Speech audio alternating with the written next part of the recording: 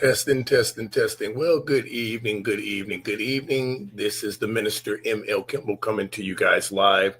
I did want to give you guys an update and provide you guys with the information concerning the complaint that we just filed today in the Lucas County Court of Common Pleas.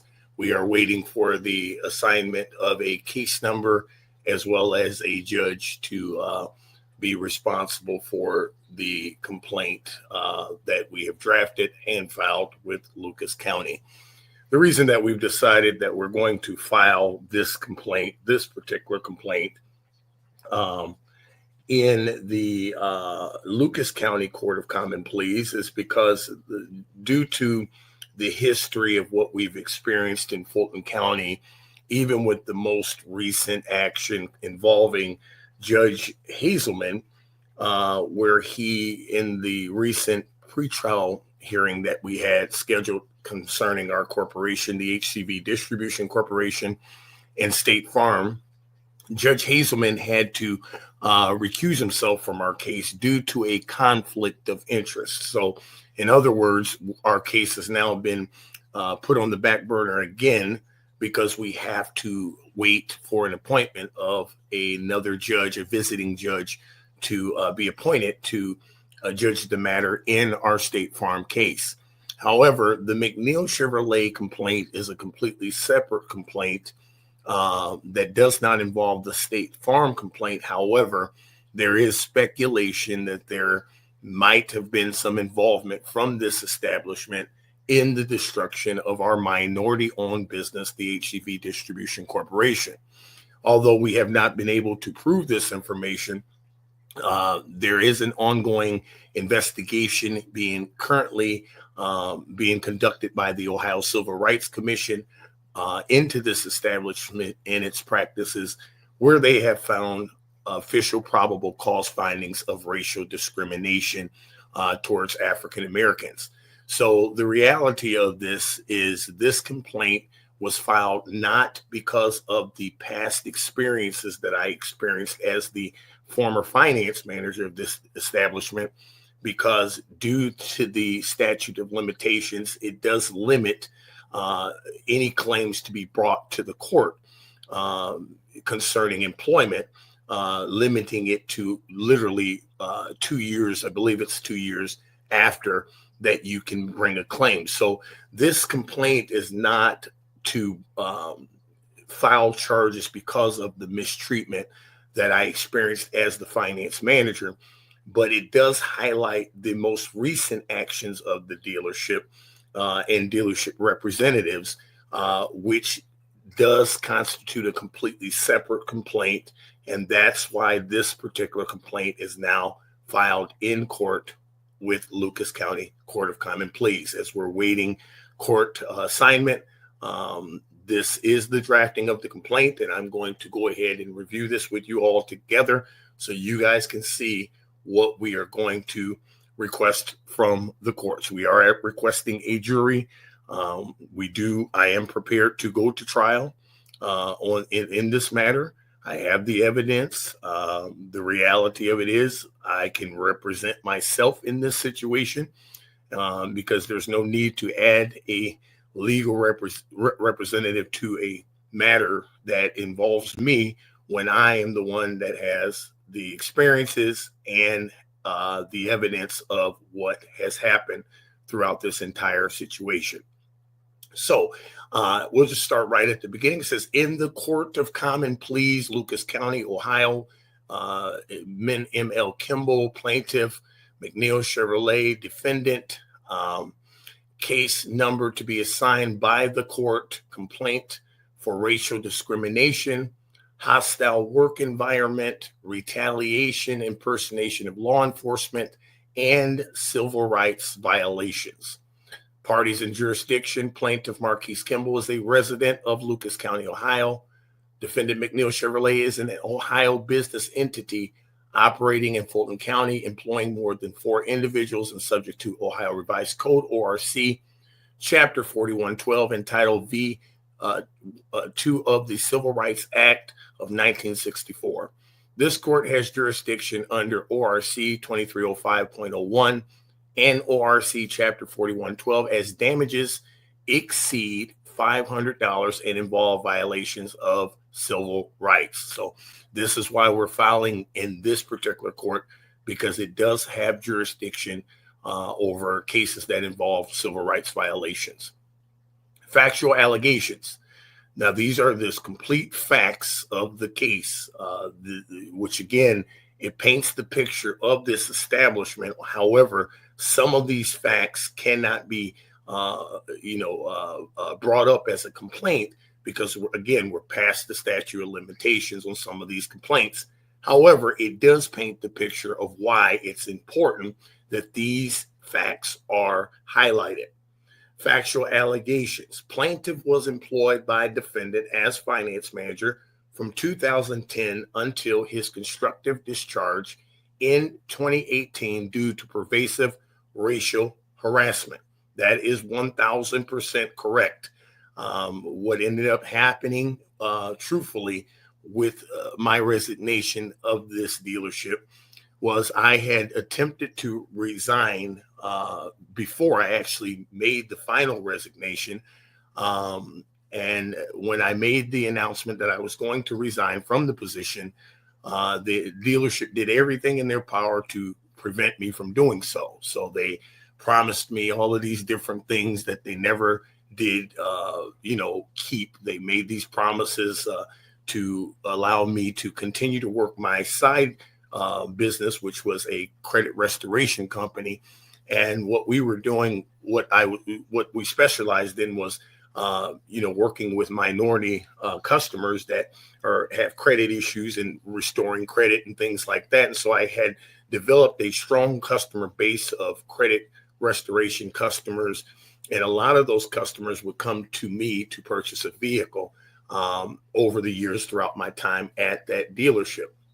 So the time that I resigned, when I finally made the resignation decision, at first I made this decision and I made the attempt to announce it to the dealership. And like I said, they said, hey, what can we do? We'll give you we'll allow you to keep your separate private office. You can work the hours you want to work. We won't change your pay. Just do not resign. We can still have you coming out here. You can bring your customers out here part-time, and we'll keep you happy and we'll get the banks out here to get your customers approved. We'll get subprime banks out here. We'll get more vehicles out here. And, we just don't want you to resign. So I agreed to these terms. And throughout my tenure there, I brought out a series of African-American customers to be approved for vehicles. And not only were they either denied or told they could not get this vehicle, they were restrained to only purchasing this vehicle or that vehicle. A lot of them were put into deals where they had to put more money down than what they wanted to put down. It was a complete difference of what they told me was going to happen to keep my customers happy and keep my customer base. So I was able to start to see how there was a difference in the treatment of what I experienced with my customers.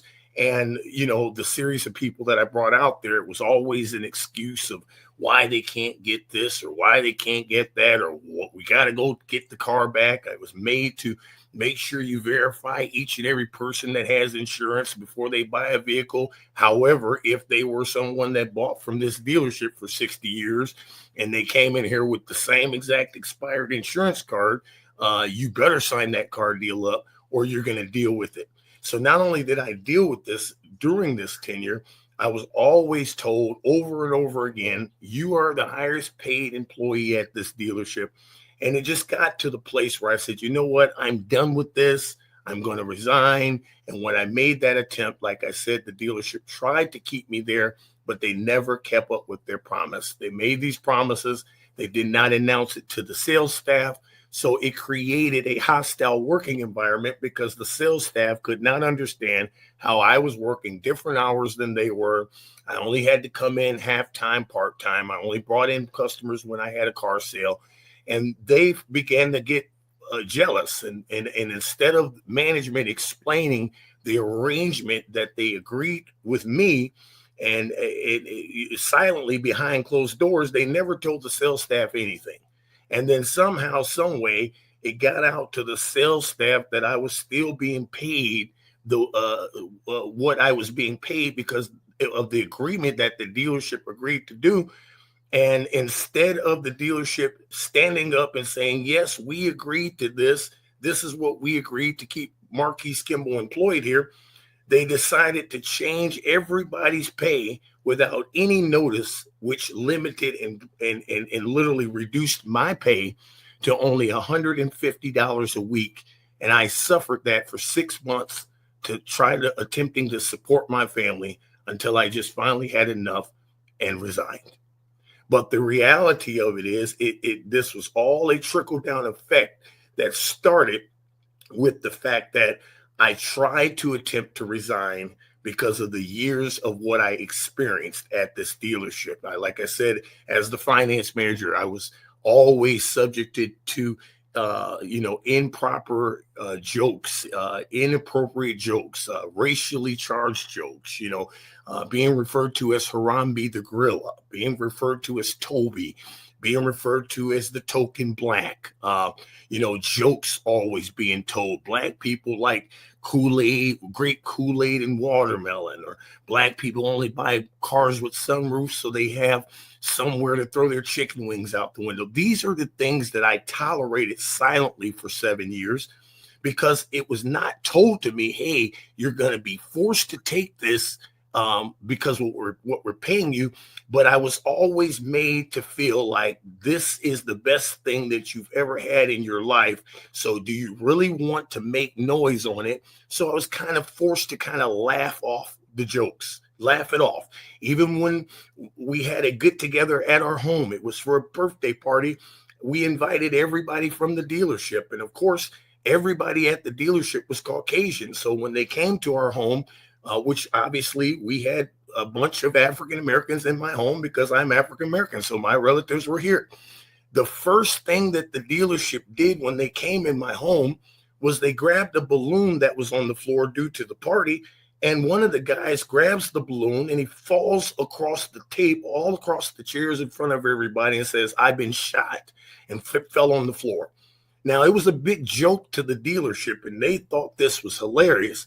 But my mother and my mother-in-law and the people that were close to me, they were very offended by that because it illustrated what these guys assumed about us regardless. And the only reason that they did not come out and say it was because I was a cash cow at that dealership. You got to understand, for the 7 years I was employed there, most of every single month, I came in as the top finance manager out of 6 dealerships.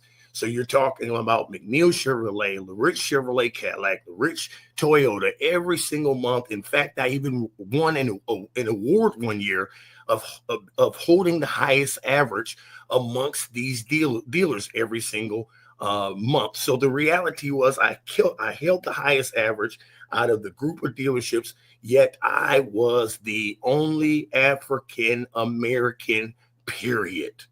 Now, I never experienced any mistreatment by LaRich Chevrolet Cadillac or his Toyota Cadillac, but because the reason why LaRich is involved and mentioned here is because LaRich at that time was majority owner of McNeil Chevrolet. So at the end of the day, his operations were not in Swanton, but he signed our paychecks. And although he was not day to day who I reported to, John LaRich had some say over what happened at that dealership. This is why we're mentioning LaRich Chevrolet Cadillac in this complaint. So that's the semi what of the backstory is here. So basically, as we continue here, during employment, plaintiff endured racial slurs, including Harambe the Gorilla, token black guy, and Toby, creating a hostile work environment under ORC 4112. These are facts. This is not made up. And the reason that I'm bringing this complaint is because I truly hope that these guys want to go to trial with me. I truly hope that these guys want to get on the stand and literally sit there and try to deny that this behavior was not only went on, but was excused. I can specifically remember certain people, which I will not name in this particular video, that literally referred to me as Harambe the Gorilla. Now, understand at that time, I was the finance manager. If you look at the rank of any dealership that has a finance manager, the finance manager is usually on the same rank as your sales managers, your new car managers. The executive management team of the dealership includes the finance manager. Why? Because every single dollar that the dealership makes comes through the finance office. So the reality is, even people that were beneath me, my subordinates, my salesmen, were able to get away with these type of jokes towards me because this was the environment. Now, once again, this complaint is not because of these instances, but it paints the picture as to what happened during my employment, which led up to the most recent actions concerning this dealership, which we will get into as we continue. Defendant failed to address plaintiff's complaints, leading to his resignation and financial harm. That's correct. Once again, my very first week of being employed at this dealership, I had to suffer an inappropriate, racially charged joke in front of the entire lunch staff that literally resulted in the person that made the joke being disciplined or reprimanded, so they say. And it was supposedly a write-up put into this guy's file documenting my very first week and what I experienced at this dealership. The very first week of employment there was an inappropriate joke that was said during lunch in the conference room that was excused. And it wasn't until I made a stink about it and continued to press the issue to where it was then brought to Human Resources, Linda Lee's office, and the person that made the joke did receive a write-up that was supposedly on file with the dealership. Now, that was the only time there was any consequence for this behavior, although it constantly went on throughout the 7 years.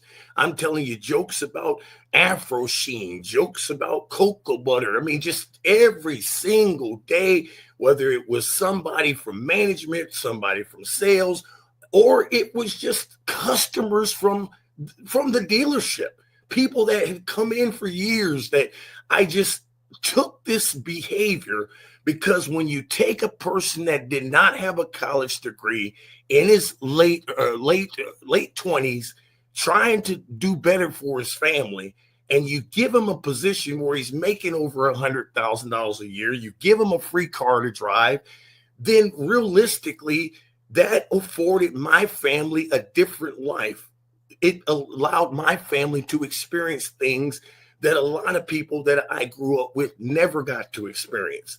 So it put me in a position where you just kind of just take it, even though it burned me up every single day. There are people, friends and family that can verify the times I get off of work at that dealership and they would just say to me, I don't know how you can tolerate it. How you put up with it is beyond me.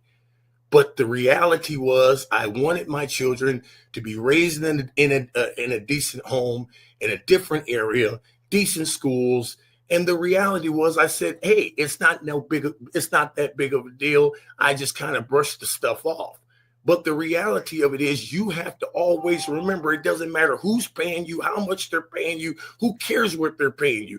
Does not give them the right to mistreat you and violate the law because they're paying you a paycheck. Once again, this dealership gave me nothing. They only guaranteed me a $20,000 per year draw.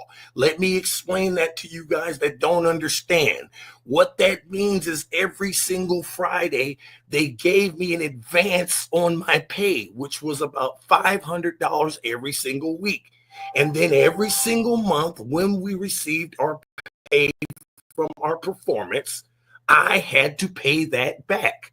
So they did not give me anything. I earned six figures a year because I exceeded the goals that they gave me every single time, which allowed me to earn a substantial income.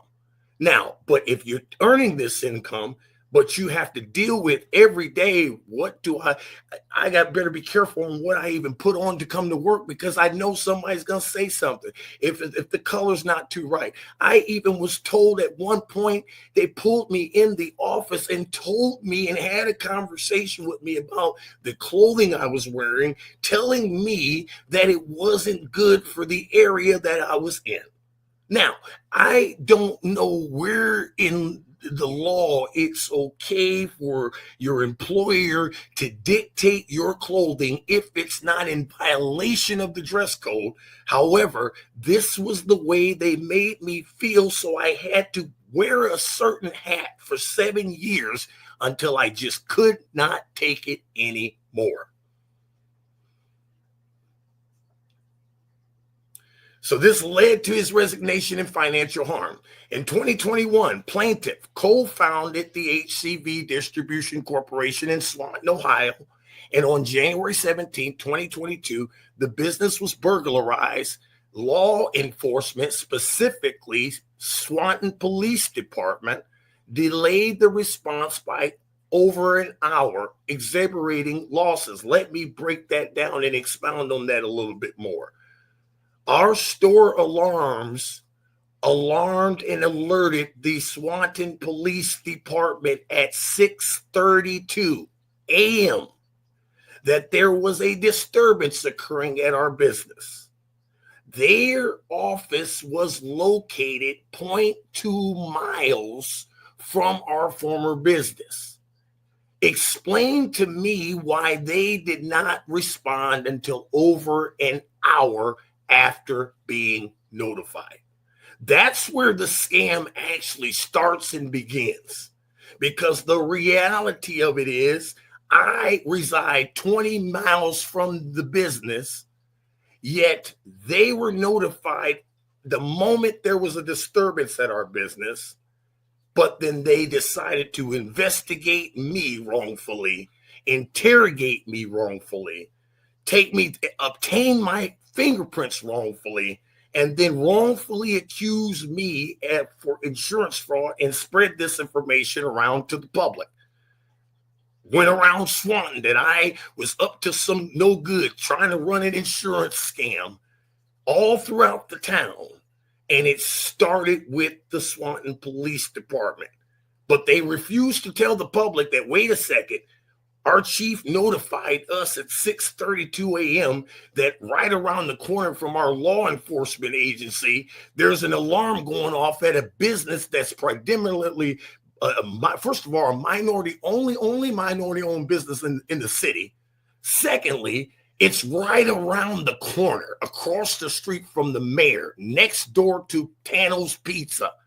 If McNeil Chevrolet's alarms went off, or Tano's Pizza's alarms went off, or any other business in that city, there's no way that the Swanton Police Department would have taken over an hour to respond and then investigate the victim as the suspect.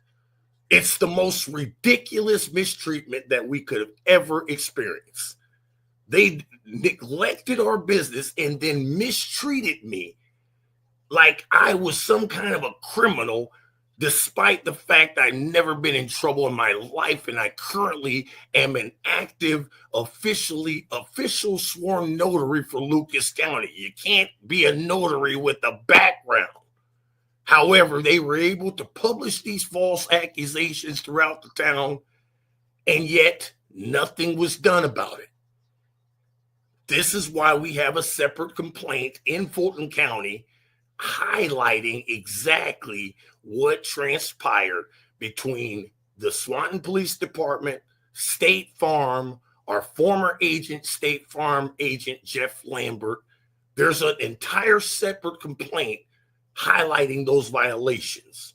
But this particular complaint is to highlight specifically the activity of this dealership and their representatives up until last week, despite the complaints and all of the things that are going on. During the investigation conducted by State Farm, defendant's representative, Jason Koss, impersonated law enforcement and was monitoring my social media platforms. We recorded documented evidence of this guy going to my personal social TikTok platform that had 5,000 followers at one point, to we now have had to close that down out of safety reasons, because what the hell is my former employer, my former direct boss, consistently monitoring my personal social media platforms? This is an invasion of privacy and a violation of law. And then, like I said, we are no longer connected on a professional level, so you would have no reason to be going to my personal social media platforms habitually unless there was some other motive behind it. So not only did this guy attempt or contact me impersonating the Swanton Police Department, which we have on recording, literally identifies and says that he's from the Swanton Police Department. Now, I wouldn't have ever brought up my former past treatment of what I went through with this dealership had they never tried to contact me impersonating the Swanton Police Department.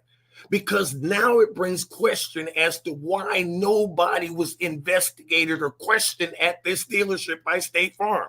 You're conducting an investigation, then you should have damn well contacted my former employer for 7 years and questioned or got a character witness or anything. They did not even attempt to contact McNeil Chevrolet whatsoever, which is another part of the complaint concerning State Farm.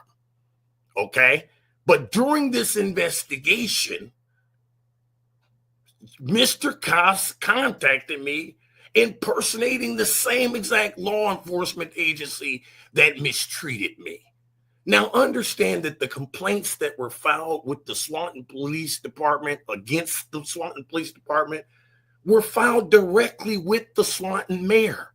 I have direct inbox conversations between me and the mayor, Swanton Mayor Neil Tope, literally highlighting what his officers did to me.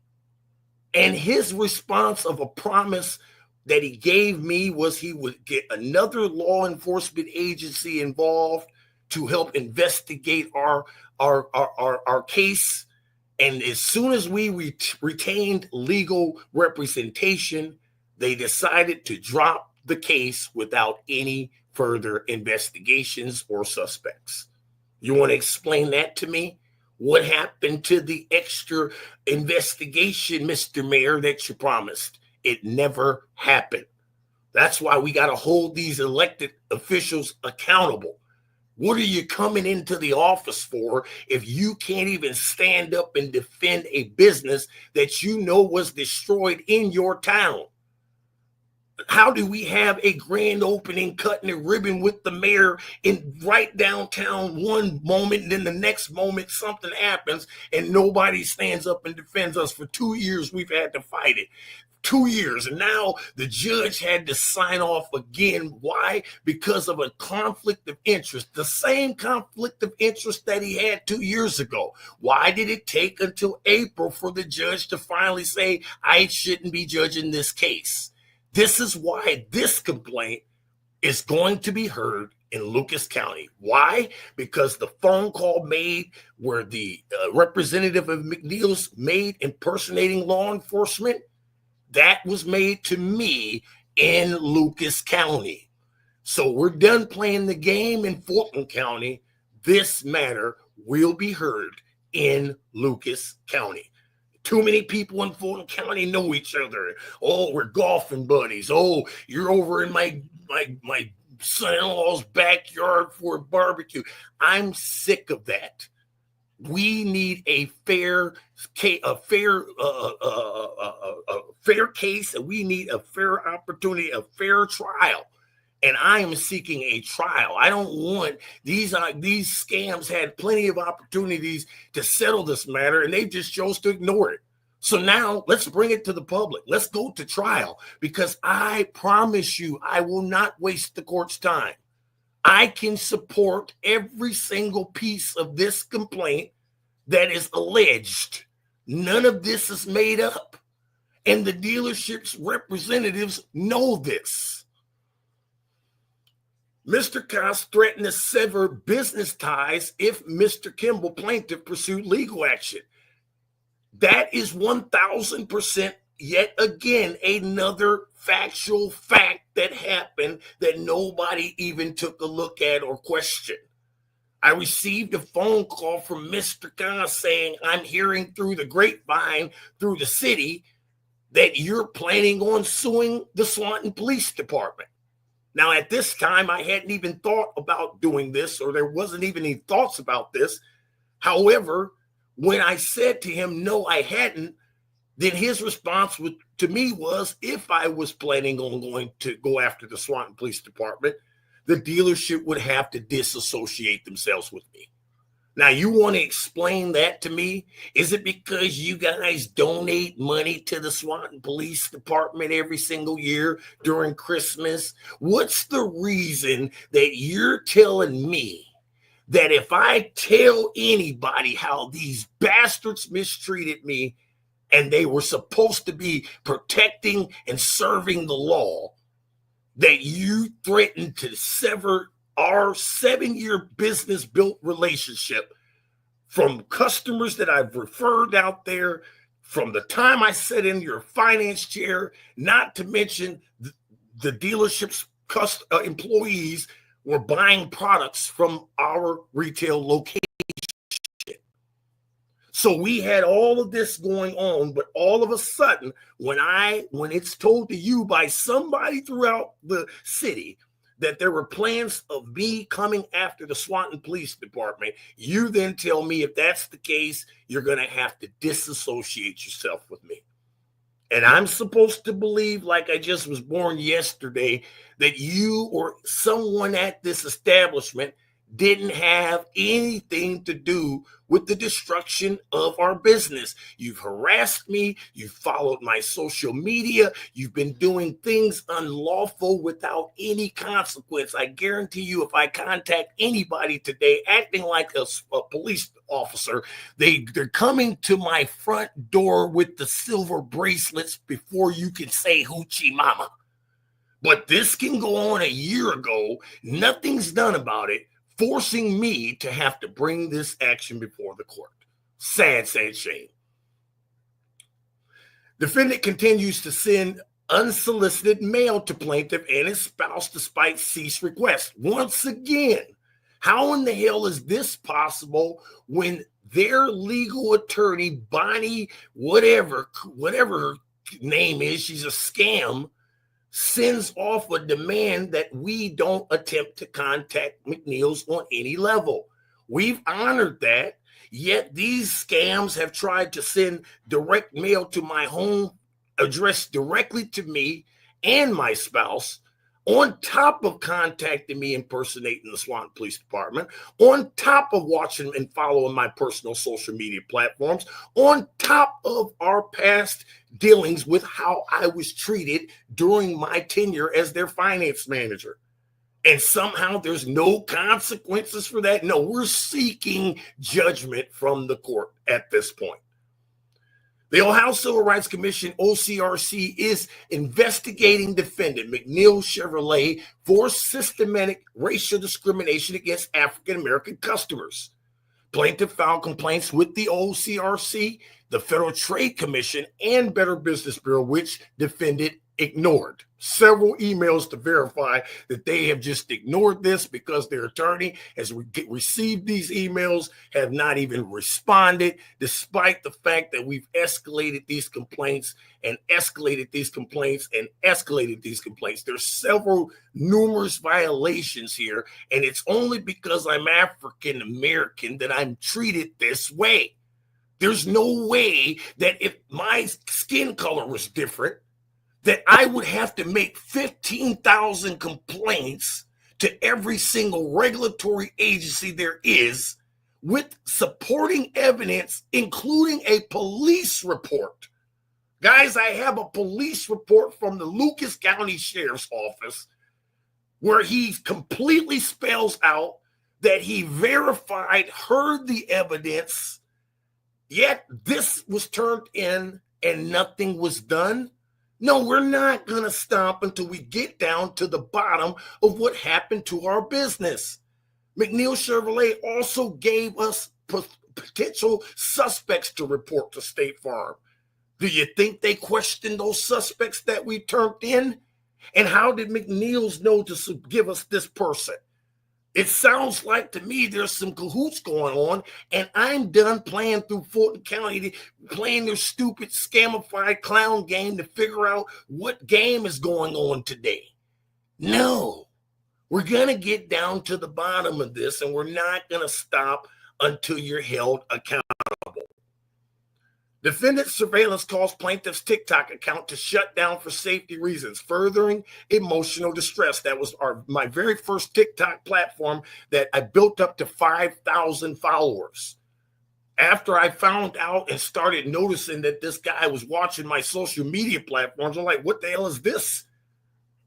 I shut the page down out of safety reasons. These people know where I live. They know where my family is. My family is safety is an issue now.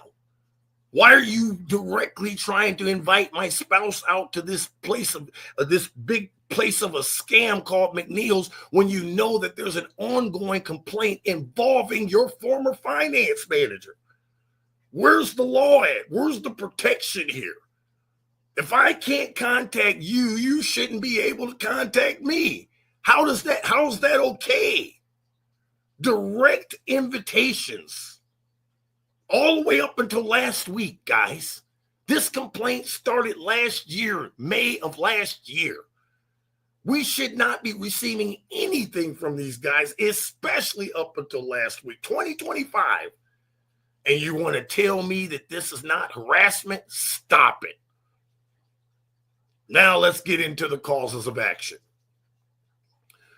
Causes of action. Let's start there. First of all, why is this thing freezing up on me? All right. Let's see here. Cause of action. Count 1, racial discrimination and hostile work environment. Defendant created a hostile work environment through severe and pervasive racial harassments, failing to take corrective action. You guys don't believe me? Listen, I have a birthday card that these guys gave me for my birthday. You know that I'm African American. So why would they go and give me a birthday card with a little black boy on the front of the card in front of a 1956 Chevy? You're going to say, oh, it's just a birthday card. It's nice. No, it's a problem because every single individual at that establishment that signed that birthday card was of Caucasian descent. So it clearly paints the picture of what I went through during my tenure as the finance manager of this dealership. Defendant's conduct constitutes unlawful discrimination under ORC 4112. Count 2, retaliation. Defendant retaliated against plaintiff for opposing discriminatory practices by threatening businesses' association and surveilling social media. We talked about this. I was literally told by this representative that if I reported what happened to me by the Swanton Police Department or proceeded after them legally, that the dealership would have to disassociate themselves with me. Impersonation of law enforcement. Mr. Koss impersonated law enforcement to intimidate plaintiff, a misdemeanor of the first degree. Count 4, defendant interfered with the plaintiff's right to contract freely, discriminatory customer loan practices, and post-employment harassment. Based upon all of this crap, I can't get back in the auto industry at all because of the stain of this complaint. No dealership wants to deal with me, regardless of my history, my past, what my skill sets are, because they're too afraid because of this nasty stain that's out in the public because of McNeil's. Count 4, civil rights violations. Defendant interfered with his plaintiff's rights. So we've covered that. Damages and relief sought. Plaintiff seeks compensatory damages exceeding $500,000 for lost income, emotional distress, and reputational harm. Punitive damages for willful and malicious conduct. Injunction of relief enjoining defendant from discriminatory practices and harassment. Attorney's fees and costs under ORC 41-1205. Prayer for relief, wherefore plaintiff requests judgment for compensatory and punitive damages, injunctive relief mandating anti-discrimination training and policy revisions, attorney's fees, costs, and any other further relief deemed just. Certificate of service, legal basis, hostile work environment claims requiring showing severe pervasive conduct altering employment conditions. Retaliation under ORC 41-1202 applies to post-employment actions. Impersonation statutes criminalize false law enforcement representation to facilitate intimidation. Jurisdiction is proper in Lucas County Common Pleas for claims exceeding $500 supporting evidence, witness testimony, emails, OCR/RC filings, police reports documenting impersonation, disparate loan approval data for African-American customers, and social media logs showing defendants' improper surveillance. So once again, guys, this once upon a time, small, minute situation has now escalated to a major situation, and we are going to seek judgment. These guys got away with how they mistreated me during my employment. They got away with all the things that they did, but they're not going to get away with how they've been, their recent actions and all the things that they've done. There's heavy suspicion that they were involved with the destruction of our business, although this has not been proven. What has been proven is the complete racial discriminatory practices, racial discrimination that this dealership participates in towards anybody that's African American.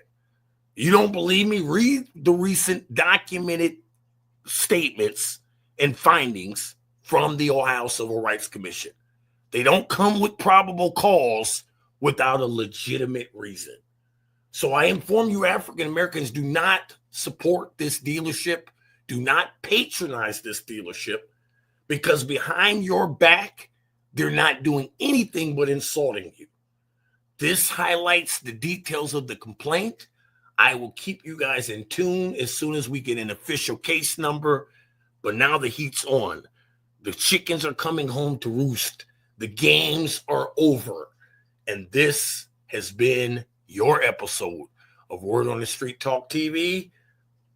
I am your host, the Minister, M.L Kimble. Until next time, be blessed on purpose.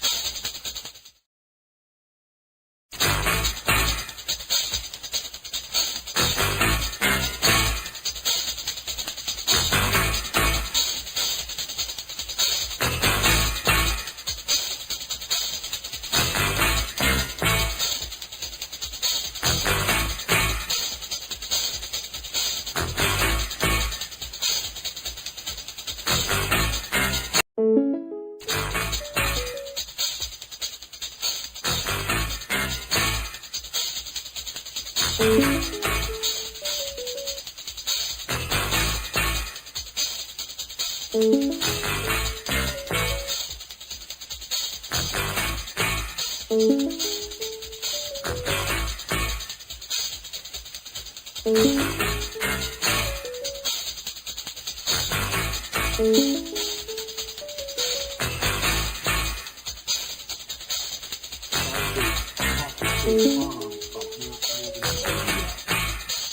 water shut off at the building, and I explained to her that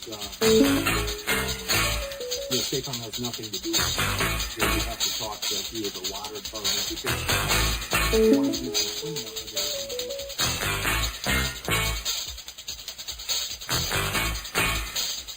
and